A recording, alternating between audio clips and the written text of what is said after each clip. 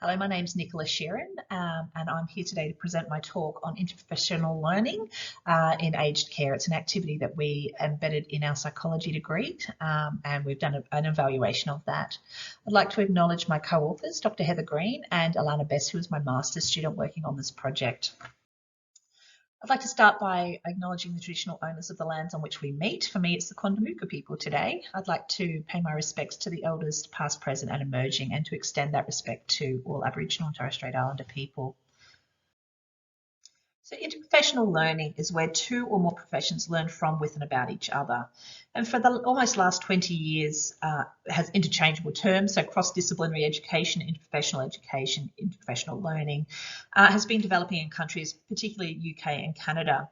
The World Health Organization published their framework for action around collaborative practice in 2010. And in Australia, we also then adopted the there was a declaration that basically said that all health professional training in Australia would include IPL. Now that has funneled through to the APAC accreditation guidelines, as I'm sure you're all aware, but in 2018 they included a competence around interprofessional practice, primarily at level 3 and 4, so postgraduate level training. So at Griffith, we've had embedded into our health degrees a three-phase pedagogy, and I just want to mention that the different parts that they're included in interprofessional learning. So one's around health professional literacy, and that's learning and understanding and knowing about the different health professionals who might make up part of a multidisciplinary team. We then have simulated interprofessional collaborative practice, which is where we typically use a simulated patient, and we might have students working together with that patient for various reasons. And then phase 3 is what you typically see on your placements. So it's with real patients and clients where there's, again, collaborative practice for the care of that person. So why is it important? Hopefully preaching to the converted here, but we know obviously the nature of health is changing and that a lot more people are involved in the care of treating different common disorders these days. Now, interestingly, a review that was just done had found that psychologists are often employed in MDTs, but actually it hasn't been commonplace to train them in interprofessional learning, or they haven't been exposed to interprofessional learning. And they found that actually non-participation could have a couple of different downsides. So one is that the schemata of other health professionals, when the schemata of a team for other health professionals may not include a psychologist. They may not think to refer to or to include a psychologist in the care of a patient. And actually we may end up with psychologists who lack skills in teams, working in teams. Generally, however, the evidence for interprofessional learning is very, very strong, and there's been about, as I said, 20 or 30 years actually of emerging evidence. Funnily enough, mainly with medicine and nursing. However, there has in the last 10 years been a lot more allied health research done, and it generally shows that learners are highly satisfied with these types of activities. They find them fun.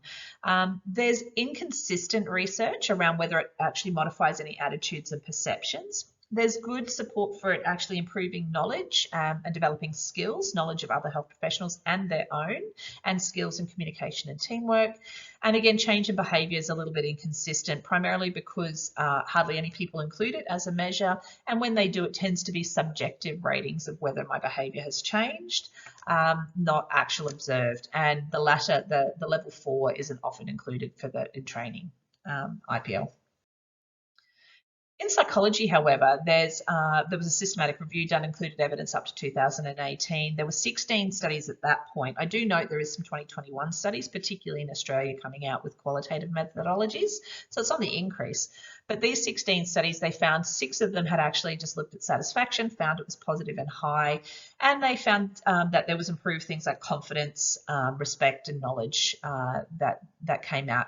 There are a few criticisms or issues with some of the research, however. For example, there's no longitudinal studies with psychology students, and this may be valuable because we actually know there are differences in the degree of impact that IPL can have in different degrees and over time.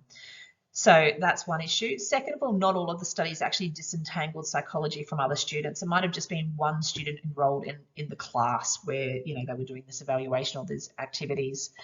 And we know there's been a range of interventions, 5 to 6 hour workshops through to semester long actual courses. So we were really interested in doing a mixed method longitudinal study. We had both honours students and master's students, or students in their 5th year. We have a clinical PhD, so it has the master's embedded, and they also participate. And we were looking at whether participating in a brief, it was only about a 3-hour activity, impacted students' knowledge of their own and others' roles, their competence, their knowledge of multidisciplinary health practice, and perceptions and interactions of different health professionals. We wanted to know whether they were maintained over time, so we did a 12-month follow-up, and we were somewhat interested in just whether there were differences between honours and master's students. So the activity itself was that we would go into aged care homes back in the day when we could, and the studies from collected data in 2018 and 19.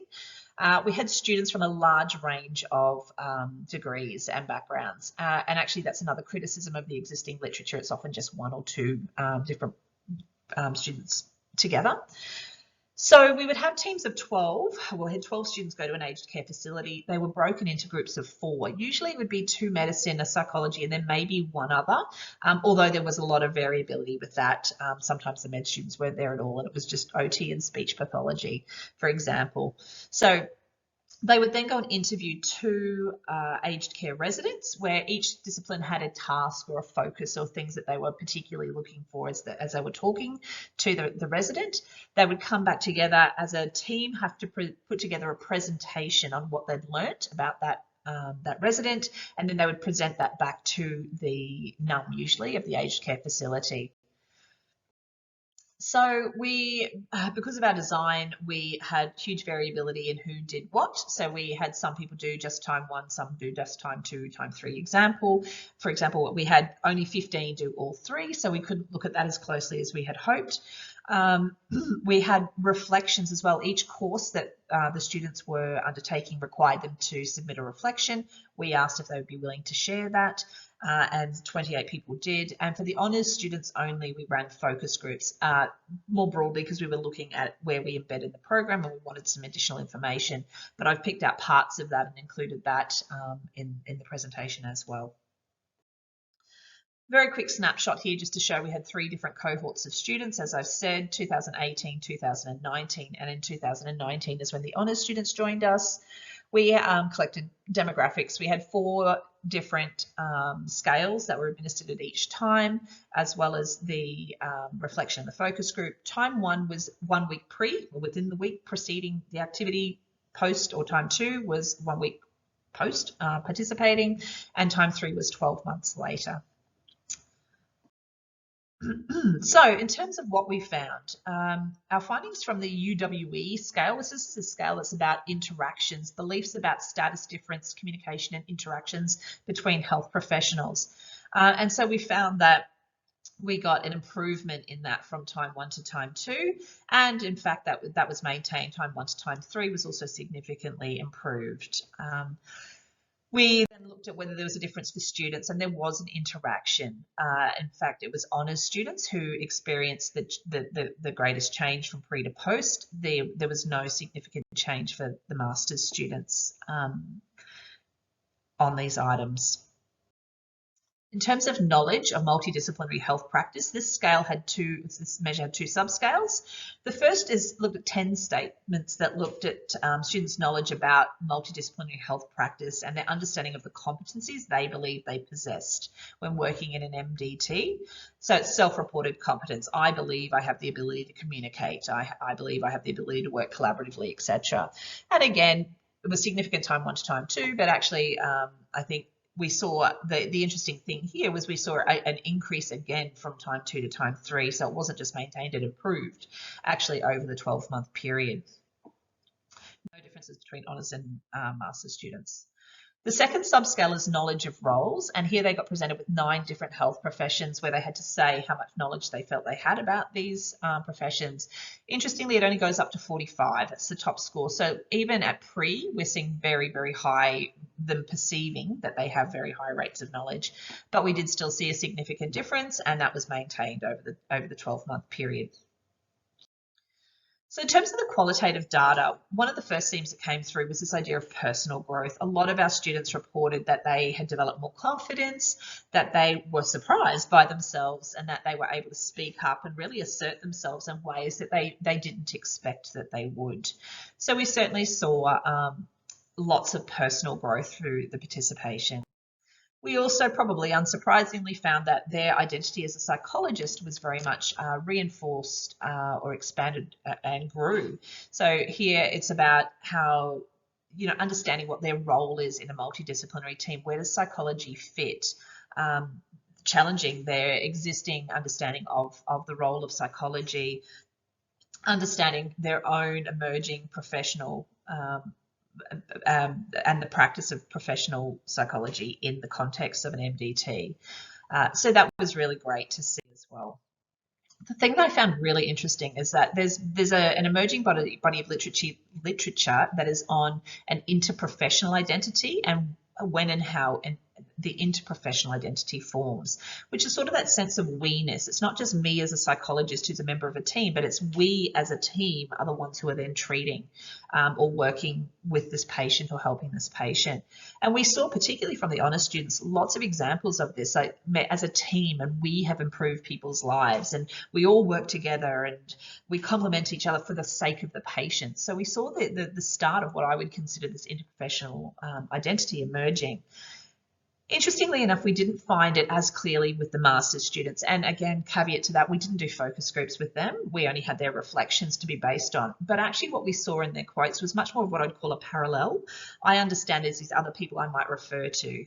I'll refer my future clients to these people, or I can see the value in actually having another person's perspective, in my case, conceptualization and how we might provide holistic care. So it was less of a sense of we and more of a sense of I work alongside these people. But I think future research is needed more to unpack that. Now, finally, my little caveat, we know that stereotypes actually have the power to be reinforced and not dispelled from these activities, and we certainly found that. So for every person who said that, particularly with the medical students, that they were surprised or that it challenged their stereotypes or it dispelled their personal biases, we also had just as many people say that it was reinforced, and actually they felt that the biases were larger than expected.